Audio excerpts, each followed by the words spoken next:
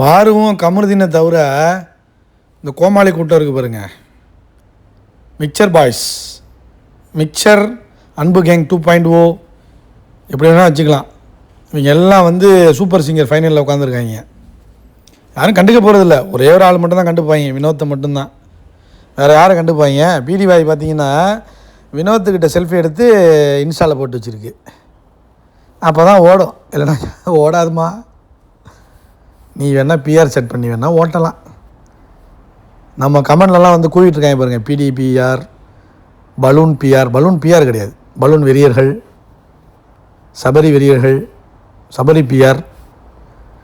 So ஒரே ஒரு விஷயத்தில் சபரி வந்து முருக பக்தன், அதுக்கு மட்டும் என்ன ஏற்றுக்கிறேன்.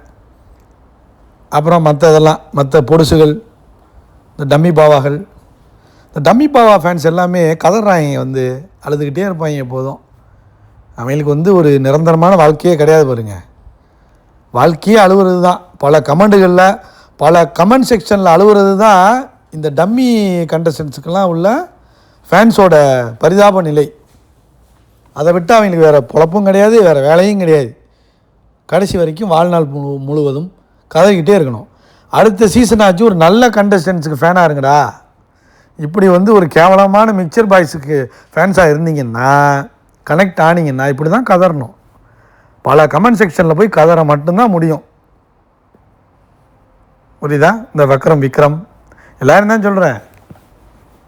கேம் ஆடினவங்க என்ன ஓகே, ஏதாச்சும் பேசலாம். நீ கேம் ஆடாத கூட்டங்கள், சும்மாவே மிக்சர் சாப்பிட்ட கூட்டங்களுக்கு போய் ஏன் நீ சப்போர்ட் பண்ணுறீங்க? நீயே ஒரு மிக்சராக தான் இருப்ப. உன் குடும்பத்தில் உன் அப்பா உன்னை காரி துப்புவான், பொண்டாட்டி உன்னை காரி துப்புவா, உன் பிள்ளைங்க எல்லாமே காரி துப்போம். அந்த மாதிரி என்ன பண்ணுறதுன்னா, அங்கே உள்ள பிரச்சனையெல்லாம் மண்டையில் தூக்கிக்கிட்டு நீ மிக்சர் சாப்பிட்டுட்டு இருப்ப வீட்டில். நீ மிக்சர் சாப்பிட்டுட்டு இருக்கனால நீ என்ன பண்ணுவ? இங்கே வந்து மிக்சர் கண்டஸ்டன்ஸுக்கு சப்போர்ட் பண்ணுவேன் பிக் பாஸில். அந்த சீசன் முடிஞ்சோன்னு என்ன பண்ணுவேன்? அந்த மிக்சர் கண்டஸ்டன்ஸை வச்சு செய்கிறவங்க கமெண்ட் செக்ஷனில் பார்த்தா நீங்கள் எல்லாம் தான் உட்காந்துருப்பீங்க.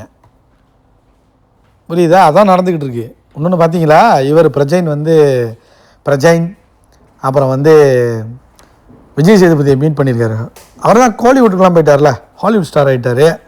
ஸோ விஜய் சேதுபதி வந்து அவர் கூட பிரஜைன் கூட வந்து ஃபோட்டோ எடுத்துக்கிறதுலாம் எவ்வளோ பெரிய விஷயம்.